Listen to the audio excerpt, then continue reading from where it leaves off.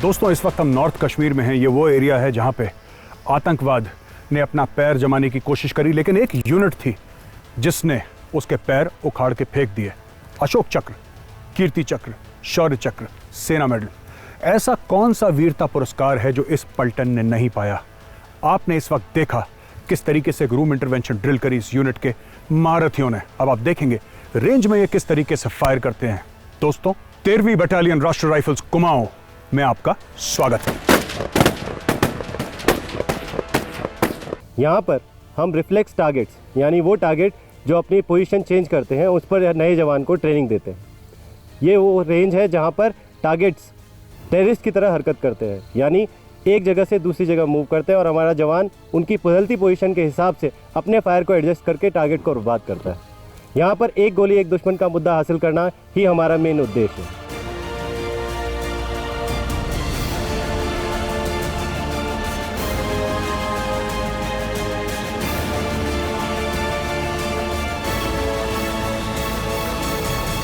जैसा कि आपने देखा, स्काउट और उसके बडी ने जैसे ही टेररिस्ट को देखा उन्होंने दौड़कर कवर लिया, साथ ही फायर एंड मूव से अपनी पोजीशंस को चेंज करते हुए टारगेट को एंगेज किया। अंत में लाइंग पोजीशन से टारगेट को एंगेज करते हुए टेररिस्ट को बर्बाद किया। यही इस ट्रेनिंग रेंज का एक मसल मुद्दा है, एक रियलिस्टिक ट्रेनिंग। हिलते हुए टारगेट, मूव करते हुए टारगेट, साथ ही अपनी पोजीशन को बदल कर टारगेट को किस तरह बर्बाद किया जाए, इसी मुद्दे को हासिल करने के लिए इस ट्रेनिंग को यूज़ किया जाता है। इस तरह की ट्रेनिंग इन जवानों को लगातार दी जाती है।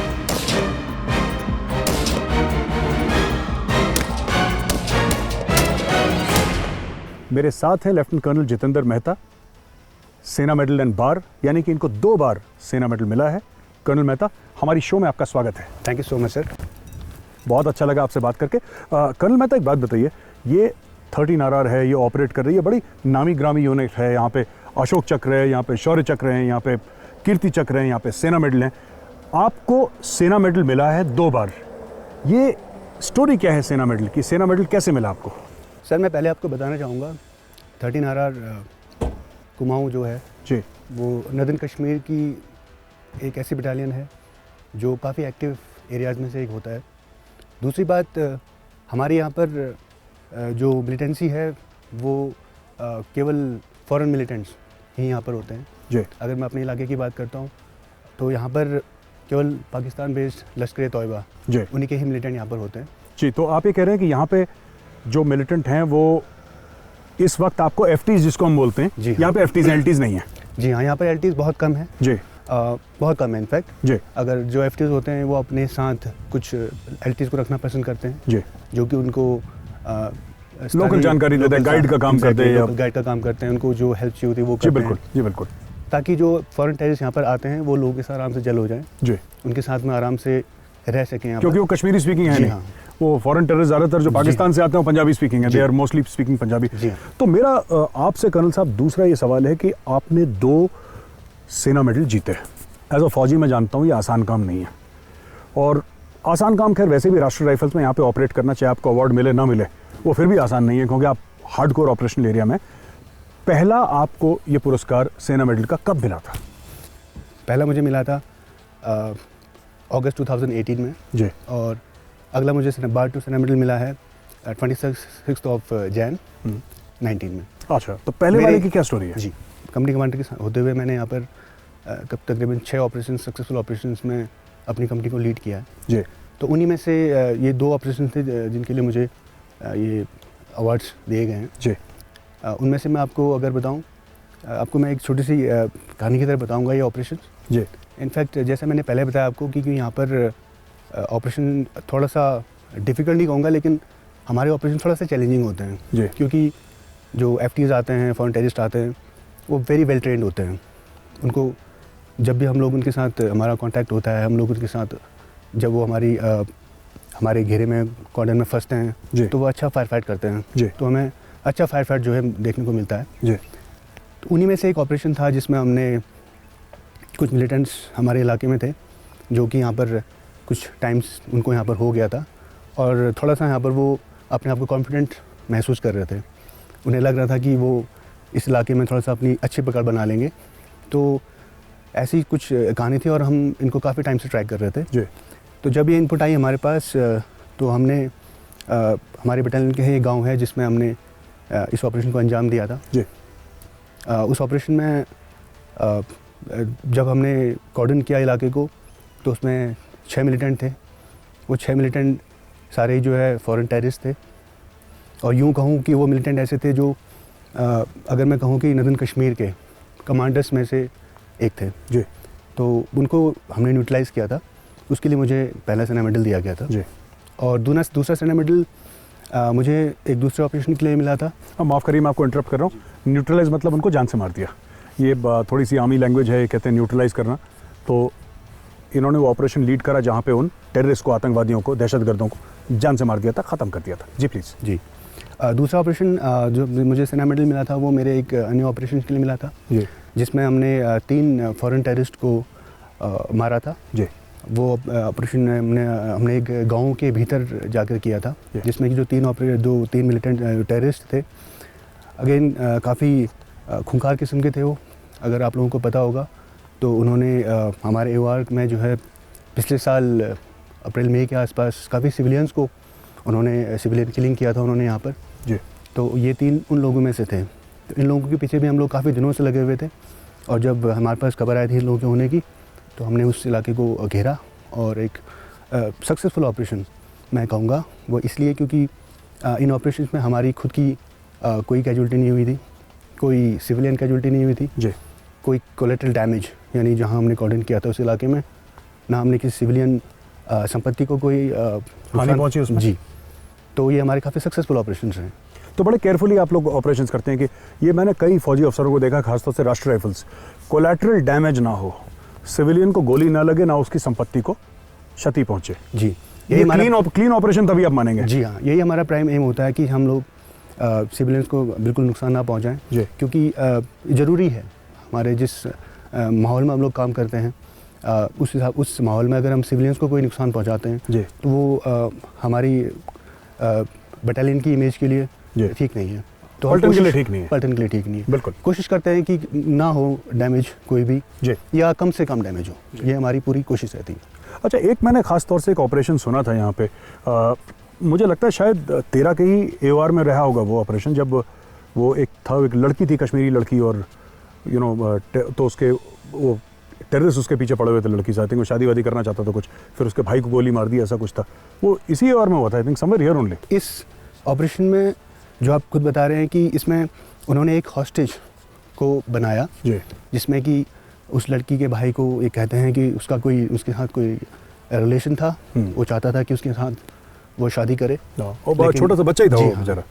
तो जब उन्होंने घर वालों ने इसमें आपत्ति जताई हाँ। तो उन्होंने उस घर में आकर के उनको हॉस्टेज बनाया, बंदी बना लिया उसको, बंदी बना लिया उनको, उसके छोटे भाई को जी भी हाँ साथ में। तो जब हमारे पास ये खबर आई तो हमने घेराबंदी की जी। हमने कोशिश की इस वाले ऑपरेशन में भी कि हम कम से कम नुकसान, जो कि हमारी पॉलिसी रही है कि हम नुकसान ना पहुंचाएं, हम पूरी कोशिश की कि हम कोई नुकसान ना पहुंचाएं। जी। लेकिन इस ऑपरेशन के दौरान मैं आपको बताता हूं, जब हमने घेराबंदी कर दी थी घरों की, जी। तकरीबन 4 से 5 घंटे हम लोगों ने इंतज़ार किया। जो उन घर के रिश्तेदार थे उनको बुलाया गया, जी। पुलिस को बुलाया गया, सिविल एडमिनिस्ट्रेशन को बुलाया गया, जो लोकल धार्मिक संस्थान है, मस्जिद हैं, उनके मौलवीज़ को बुलाया गया। जी। उनके थ्रू हमने अनाउंसमेंट करवाया, अपील करवाई। जी हाँ, हमने अपील करवाई कि बच्चा छोड़ दें इसको, कम से कम घर से बाहर निकलिए, आप बच्चे को अपने कब्जे में रखें, उनको छोड़ दीजिए आप।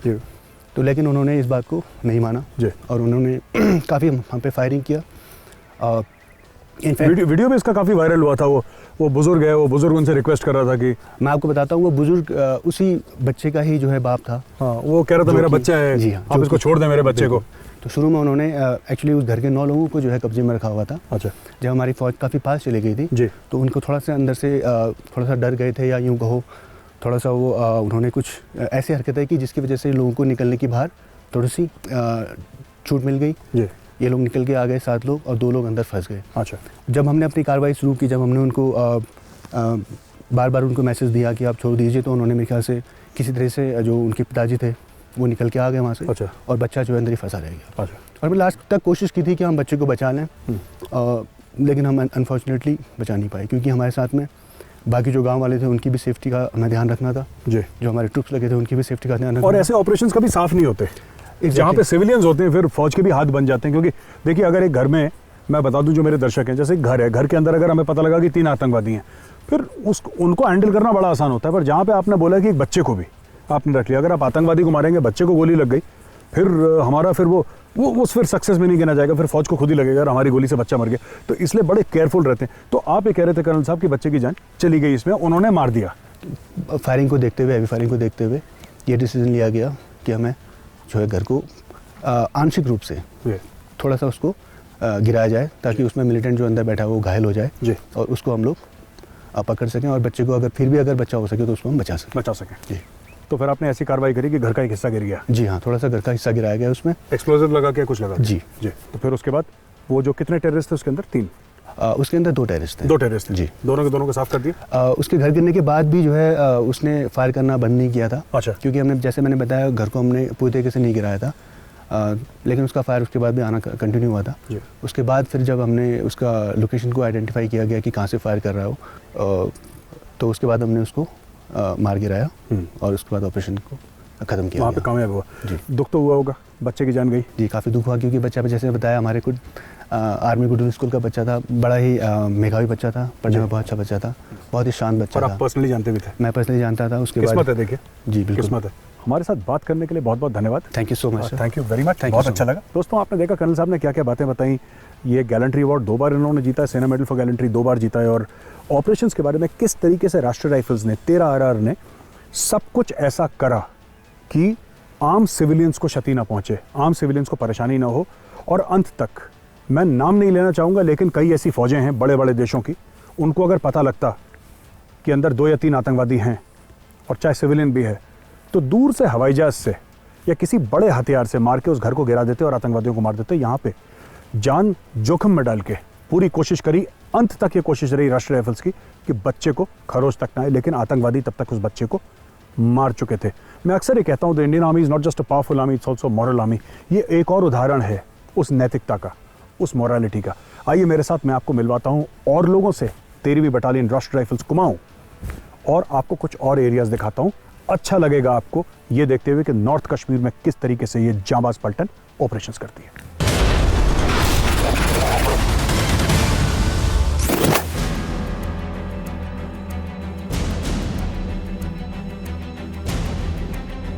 दोस्तों, इस वक्त हम 13वीं बटालियन राष्ट्रीय राइफल्स में हैं, जो कि कुमाऊं रेजिमेंट की RR बटालियन है नॉर्थ कश्मीर में, और हमारे साथ हैं उनके कमान अधिकारी महोदय कर्नल कमल थापा, सेना मेडल। आइए मैं आपको उनसे मिलवाता हूं और कुछ कहानी उनसे भी सुनते हैं। कर्नल थापा, हमारी शो में आपका स्वागत है। आप और आपकी पूरी टीम का 13 RR स्टॉमी 13 में स्वागत है। Thank you. स्टॉमी 13, एक्सीलेंट नेम। कर्नल थापा, मैं आपसे ये जानना चाह रहा था, इसके पहले कि हम 13 RR के बारे में जाने, आप फौज में कैसे आए? क्योंकि ये मैं अक्सर पूछता हूँ ऑफिसर से, उनके मोटिवेशंस क्या होते हैं, वो क्यों आते हैं आर्मी में। क्योंकि आर्मी में उस किस्म का पैसा नहीं है, उस किस्म का नाम नहीं है, तो लेकिन फिर भी लोग मोटिवेटेड होते हैं कि हमें वर्दी पहननी है। आपने ऐसा क्यों डिसाइड करा? मैं एक गोरखा हूँ और मेरी खानदानी परंपरा, मैं 3rd जनरेशन आर्मी में हूँ।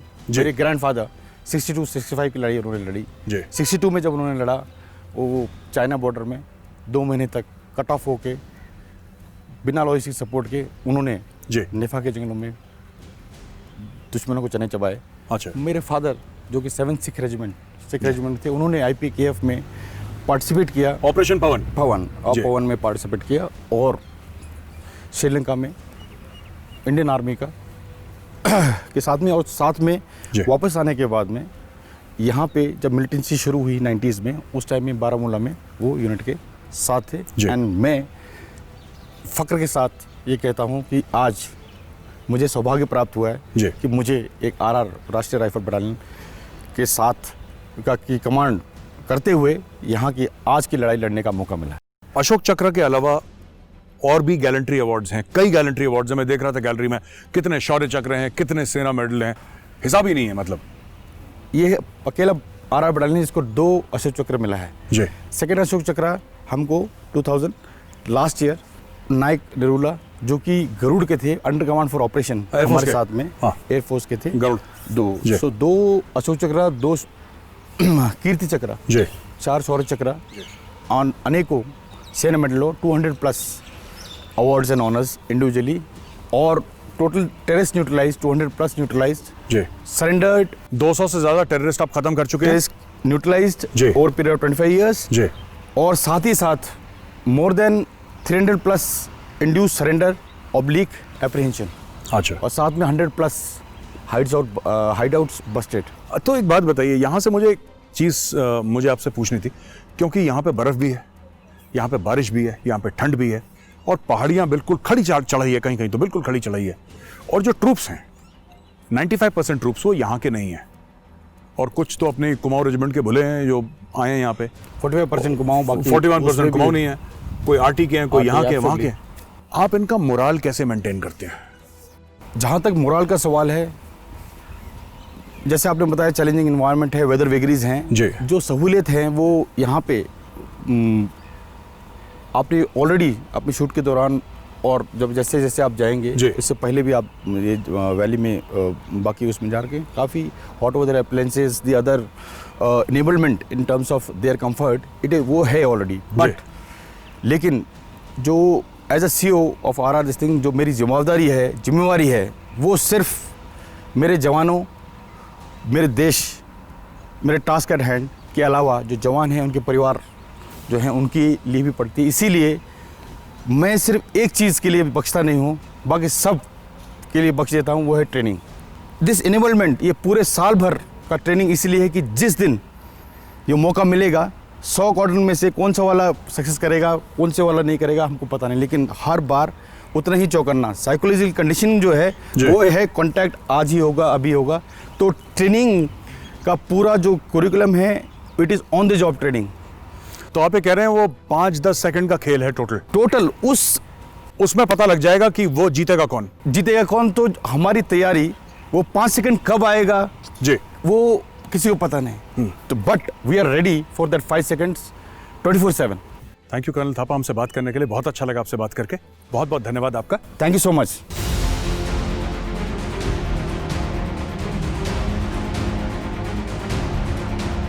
दोस्तों, इस वक्त मैं नॉर्थ कश्मीर में हूँ, और जिस जगह मैं खड़ा हूँ, मेरे उल्टे हाथ की साइड में वुलार लेक है। ये बड़ा हॉट एरिया माना जाता है, बड़ा एक्टिव एरिया माना जाता है। और मेरे साथ हैं मेजर विकास कुमार, एक कंपनी कमांडर हैं 13th बटालियन राष्ट्र राइफल्स में।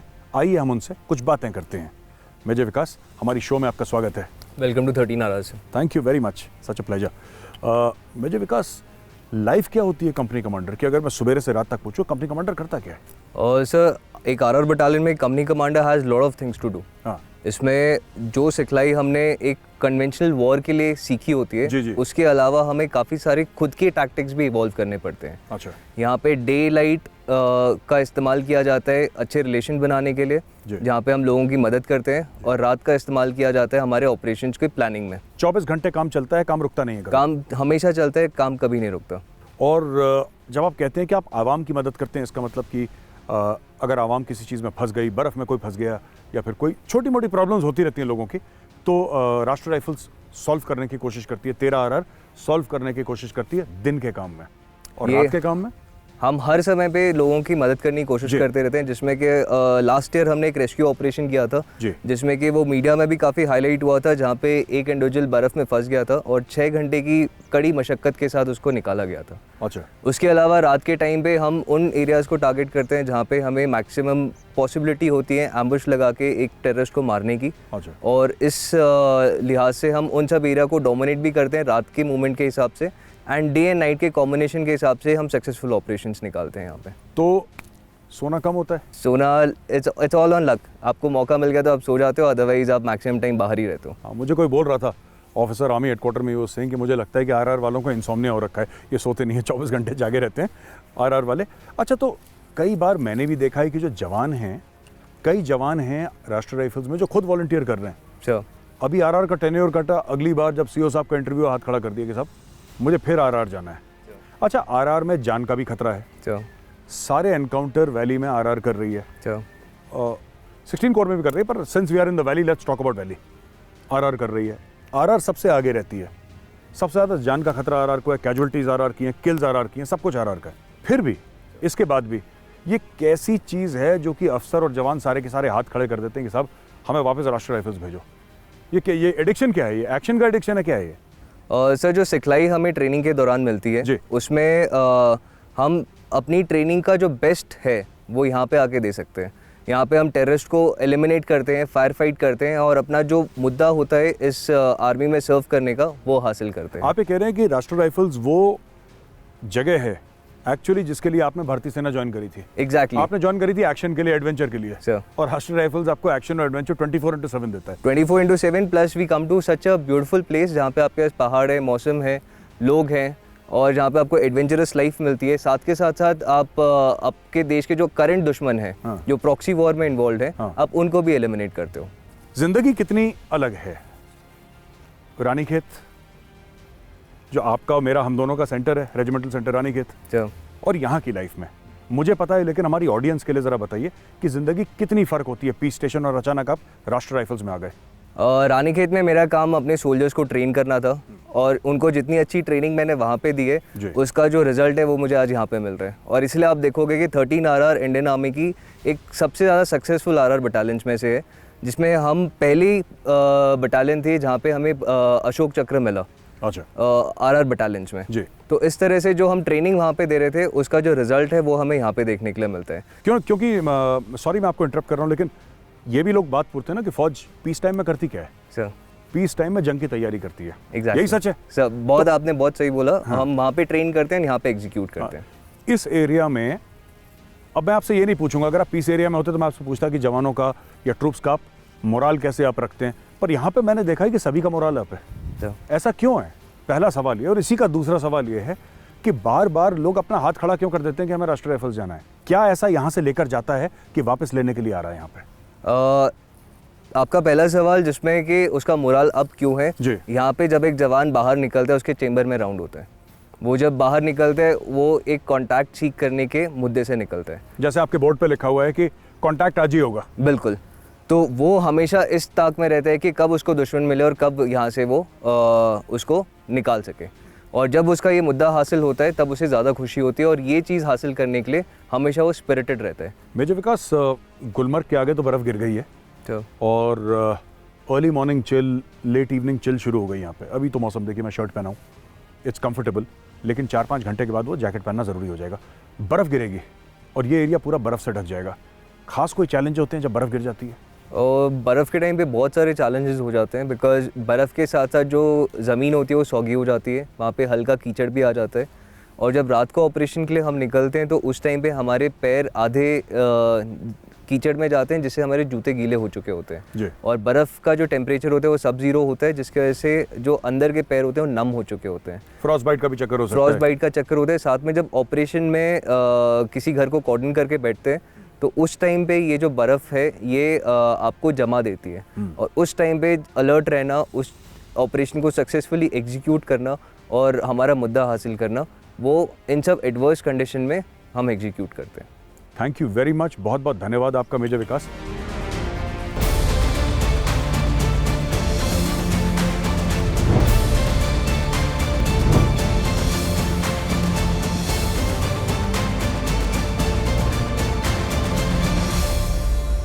PolicyBazaar.com, Patriot, powered by Amity University.